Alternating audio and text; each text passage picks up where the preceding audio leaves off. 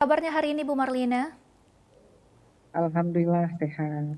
Sehat dan tentunya semangat ya Ibu Marlina ya. Sekali lagi terima kasih nih Bu atas Ya. waktunya telah bergabung bersama kami di Liputan Metropolis Siang.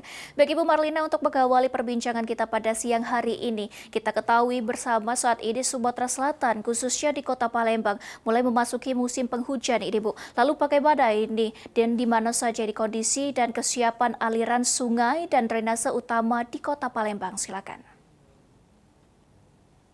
Ya, eh, sungai di Kota Palembang eh, sangat banyak.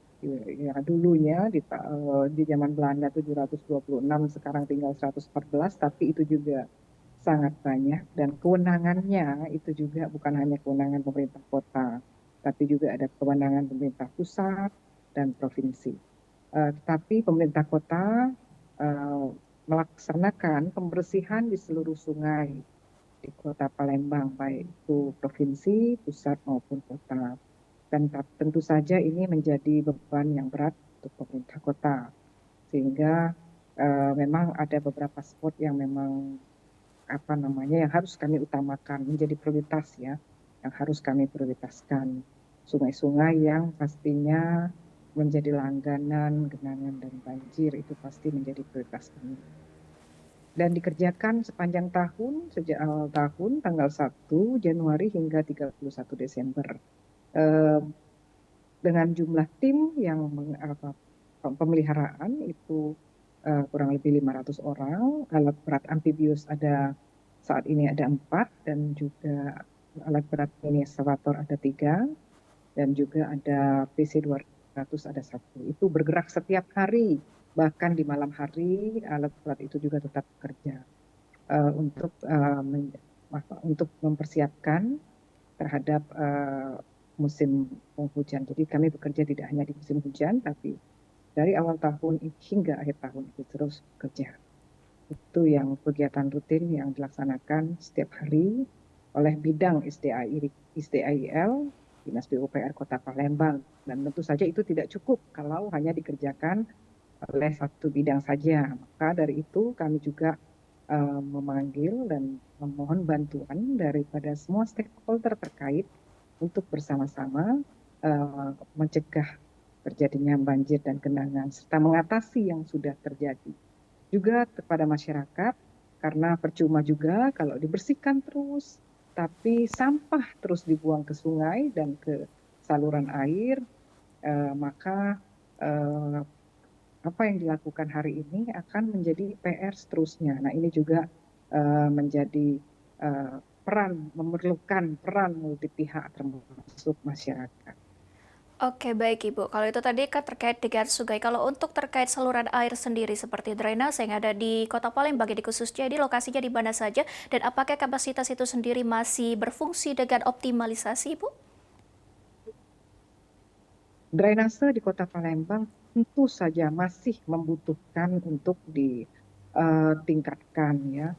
Ada yang masih belum terkoneksi, ada yang sudah dibangun tapi kemudian diperkecil, ada juga yang memang belum ada drainase, jadi semua sudah masuk dalam database dan tentu saja membutuhkan penanganan skala prioritas. Jadi mana-mana yang harus dikerjakan tahun ini, tahun depan, dan dalam 5 tahun ke depan. Jadi ada program-program yang sudah eh, disiapkan dalam bank data kami. Tapi itu juga banyak yang masih berwarna merah. Artinya sudah diprogramkan tapi tidak bisa dilaksanakan. Kenapa? Karena masih ada permasalahan konflik sosial dan lingkungan. Artinya ada masyarakat yang masih berkeberatan terhadap pembangunan tersebut.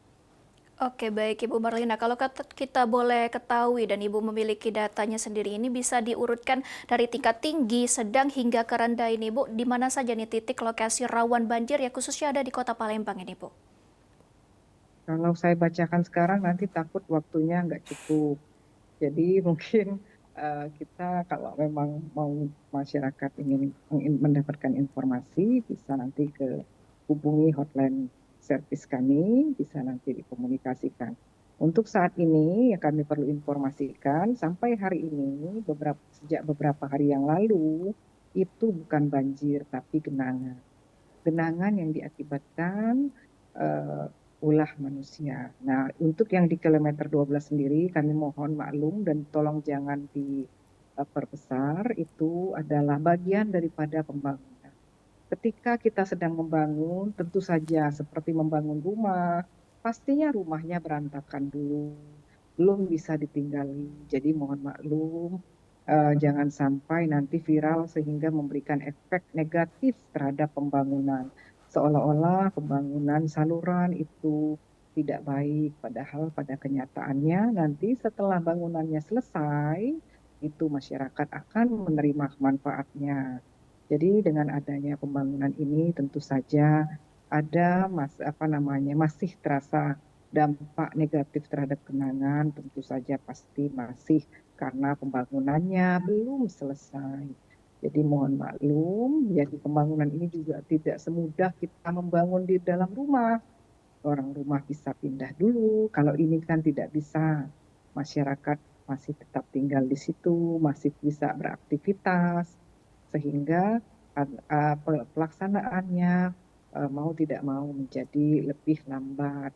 Dan juga ada beberapa orang yang perlu diberikan edukasi lebih intens lagi sehingga pelaksanaan ini bisa terselesaikan. Pada saat ini masih progres, kami mohon dukungan dari semua masyarakat yang terdampak sudah pasti mendukung terdampak banjir ya maksudnya, tapi masyarakat yang terdampak pembangunan itu kami mohon dukungannya dan mohon maklumnya untuk saat ini masih terganggu akibat pembangunan tersebut.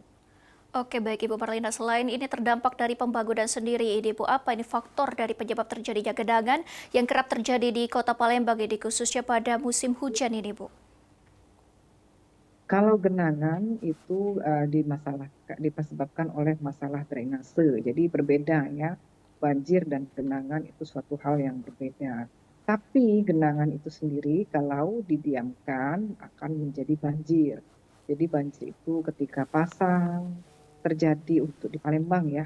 Beda kita banjir di tempat lain juga beda-beda. Ada banjir rob, ada banjir bandang dan lainnya. Untuk di Palembang sendiri banjir itu terjadi ketika air pasang di Sungai Musi, sehingga air dari perkotaan tidak bisa keluar, dibarengi dengan hujan deras. Hujan deras ini, hujan tinggi saja itu sudah potensi terjadi banjir, apalagi kalau hujan ekstrim seperti terjadi di tahun 2021 Desember ya, itu hujan ekstrim berbarengan dengan pasang sehingga terjadilah banjir. Nah, kalau untuk beberapa hari yang lalu itu genangan. Genangan ini semuanya eh, ya akibat drainase ya. Jadi human human errornya tinggi itu. Jadi ulah manusia ya, ulah manusia ya masyarakat tapi tidak semua masyarakat. Masyarakat tertentu saja yang memang bisa kami sebut oknum yang melakukan penutupan aliran air. Jadi menutup aliran air itu pelanggaran ya. Tidak bisa apa namanya kita menutup fasilitas umum karena kepentingan pribadi atau karena apa ya, ya kepentingan pribadi atau sekelompok orang itu tidak boleh karena air ya sudah kodratnya air mengalir dan itu merupakan fasilitas dan juga itu ada aturannya Perda eh, tahun 2027 tentang penertiban dan itu ada salah satu pasalnya bahwa tidak boleh membangun di fasilitas umum khususnya termasuk saluran air. Oke, baik Bu. Berarti ada beberapa faktor mulai dari drainase dan juga terjadinya human error juga ya Bu, yang menjadi faktor terjadinya genangan dan juga banjir. Lalu apakah ini Bu, sedimentasi juga mempengaruhi genangan atau banjir yang terjadi di Kota Palembang? Pasti sedimentasi itu menjadi menjadi masalah utama ketika ya sedimennya menghalangi jalan air, mengurangi kapasitas daya tampung saluran atau sungai. Nah, sedimen ini juga akan menjadi lebih cepat ketika ada yang menghalangi atau memperlambat jalan air. Kontur di Kota Palembang sendiri itu eh, rendah dan cekungan sehingga air mengalir sangat lambat. Nah, inilah yang kecepatan air yang lambat inilah yang mengakibatkan sedimentasi menjadi lebih cepat. Dan ditambah lagi tadi penutupan aliran air untuk kepentingan pribadi itu juga eh, mengakibatkan memperlambat ya, memperlambat bahkan banyak juga ditemukan itu menghambat jalan air. Oke, baik Ibu. Nah, ini lalu apakah ada ini Bu perubahan atau penambahan titik rawan banjir yang dibandingkan di tahun-tahun sebelumnya ini Bu?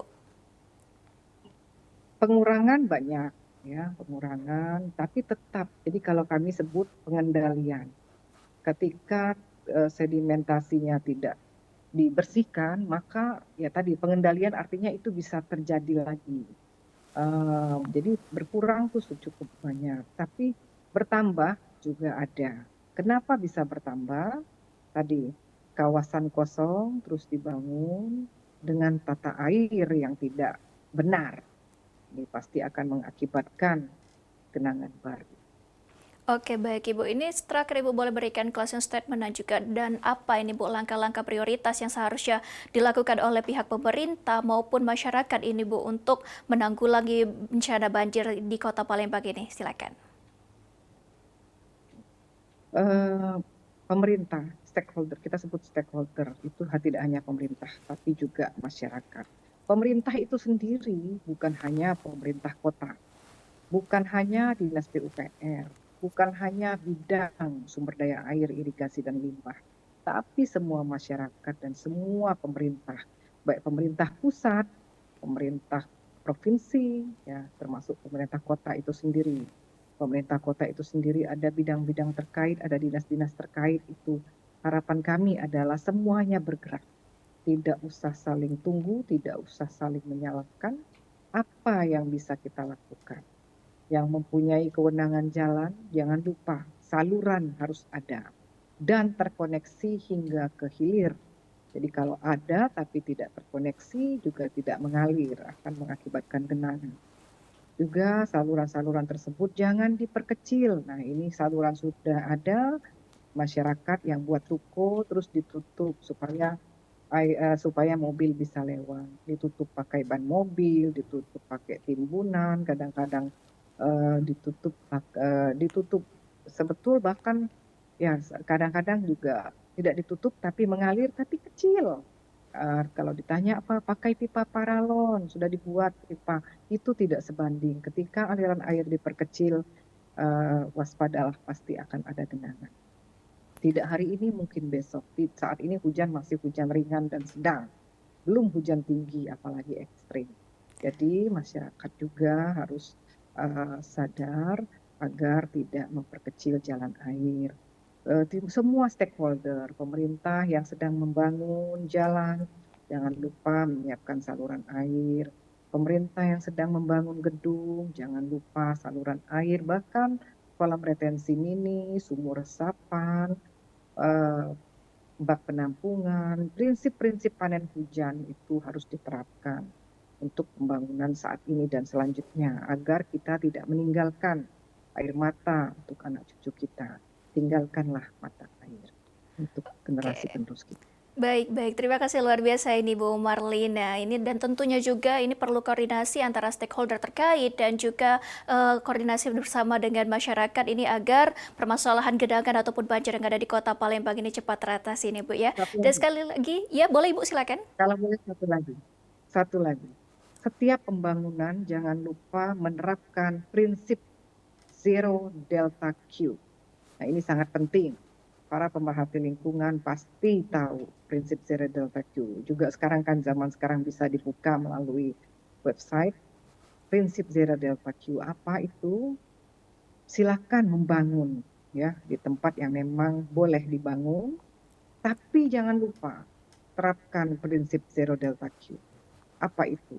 Tahan dulu air selama mungkin hingga hujan berhenti, baru dilepas. Nah, ini prinsip ini terkesan sederhana, tapi ini bisa menyelamatkan lingkungan kita dari banjir dan genangan. Semua harus konsisten, semua bangunan, rumah, terutama perumahan yang kompleks besar gitu ya, harus punya.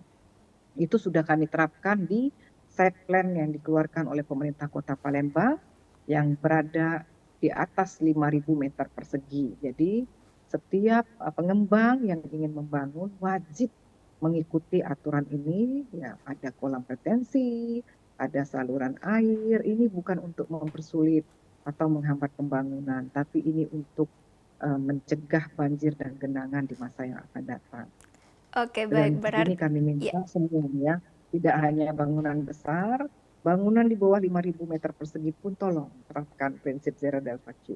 Kami siap membantu, memberikan edukasi dan pembinaan teknis kepada semua yang membutuhkan.